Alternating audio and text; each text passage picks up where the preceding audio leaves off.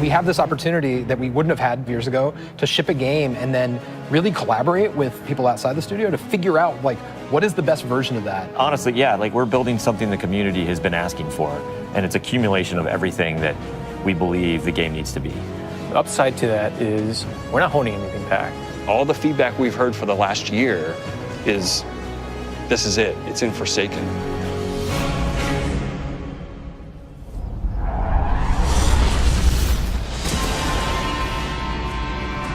We want this release to have a different tone and a different vibe. We sort of just embrace that Western revenge vibe. You're going to a darker place. You're going to take on a different role as a Guardian.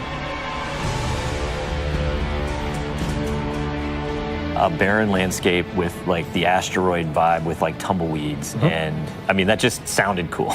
Grit, man. We want to bring the dirt back. And what better way to start a story than to start it with a prison break? Right. Cayde's been filling this prison with bad guys that are really bad. And so when it breaks, things can happen to all the world. First place you're going to go to is the Tangled Shore, which is a new part of the reef that you've never seen before. That's right, my friend. It's a collection of lashed together asteroids and rocks out in the asteroid It's belt. very otherworldly, and it's full of pirates and assassins and bad guys. It's become a lawless place. It truly is a frontier. It's completely taken over. The most malevolent force there is the Scorn. They're very aggressive. They're always going to charge and push you. The Barons are the top dogs in the Scorn, and each one has gone back and like committed nefarious crimes. I think of it as the reverse Magnificent Seven, like the worst of the worst criminals. You are hunting down these different Barons. In fact, they're called Baron hunts. So one Baron is a sniper, and you have a sniper versus sniper battle with him. Another Baron is this big, giant, hulking melee character.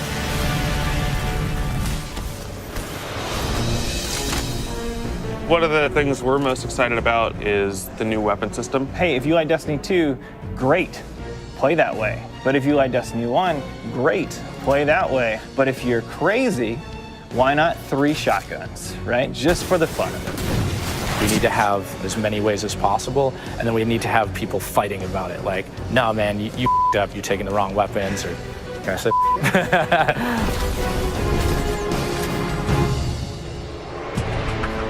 So randomables are coming back. Every single weapon is going to feel different when it drops. And we're improving the mod system, so you can customize your weapon the way you want it.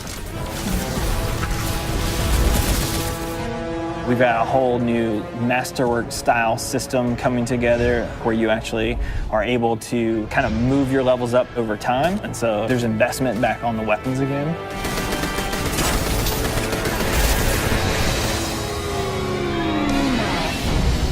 New supers, yeah, crazy new supers. What's your favorite? Fire knives are awesome, which is a different take on Golden Gun.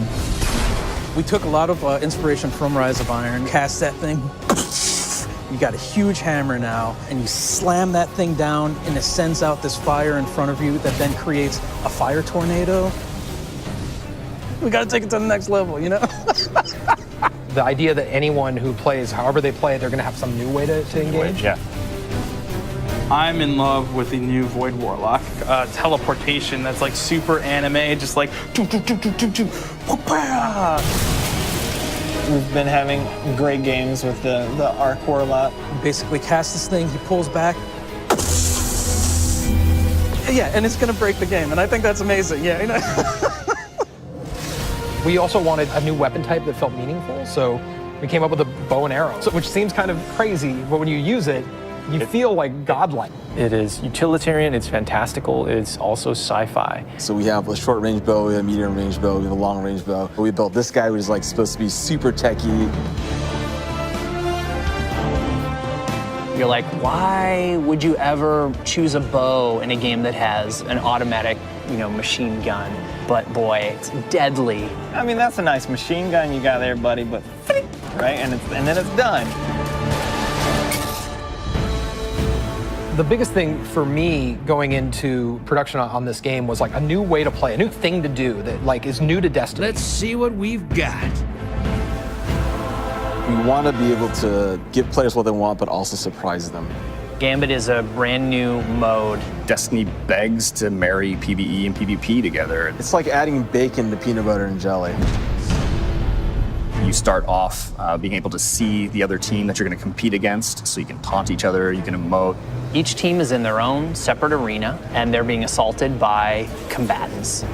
They're dropping motes for you to collect, you bank them. When you put them in your bank, you're gonna send a blocker over to the other side. That locks their bank down. They can't put motes into it until they take out that blocker. Filling up your bank with the motes is how you summon your primeval. You burn it down, that's it, round's over. The interesting part is that we allow one person from your team to go over to the other side and physically invade. I mean, I've seen people that just hate PvP. Like, the first time they invade and they get multiple kills, they'll come back and they'll be like, suck it! It's awesome. We leave the raid team alone. I mean, if you can't tell, like, we just kind of let them do their own thing. But We have Joe over there. For this next raid, we wanted to get back to the epic adventure where you're going out to slay a big monster again. This raid has more bosses than any raid we've ever had before, and we're really excited to get players in there. The raid is actually about more than just the raid. It's about the dreaming city, the place that the raid exists. And it's an in-game destination that we've never done before. It's the Awoken homeland. I could talk about the dreaming city for hours. It's like if the Vault of Glass and Dreadnought had a baby. If they were like twins. Or the yeah, that's actually more accurate. Yeah, they're like twins. If, Yeah, like, yeah, yeah. You had twins, and then you took those twins and you put them on the doorstep of Peter Jackson, raised them as his own, and then that's the dreaming city. It is magical and weird and mysterious. It's designed to be a destination that has puzzles that you need to solve. A lot of hidden corners, lots of passageways that might not seem to exist the first time. And the raiders, they affect this destination. They change it for everyone. It's like this cyclical endgame place where there's just secrets and different activities that unveil over time. So the Dreaming City that you see at launch is not going to be the same Dreaming City 2-3 weeks later.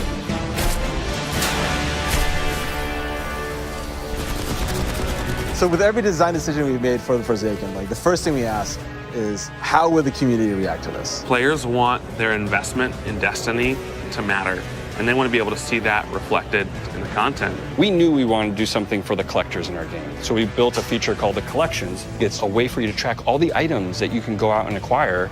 There's so much gear in our game. There are 2,000 items you can get. Go get them.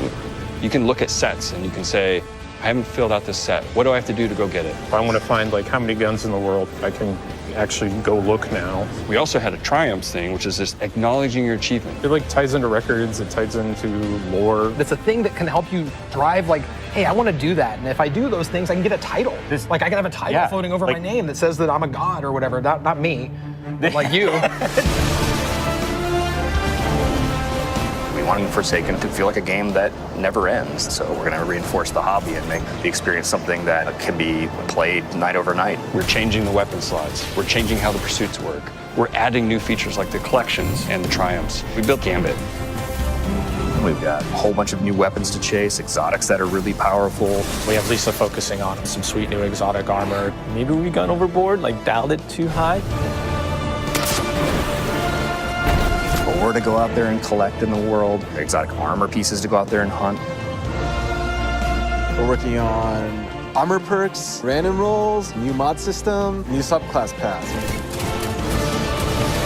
We're making Forsaken for people who love Destiny. Making a game that we can all love. That is the goal. That's what we're going to constantly be pushing towards, always. Everything we're building is through that lens.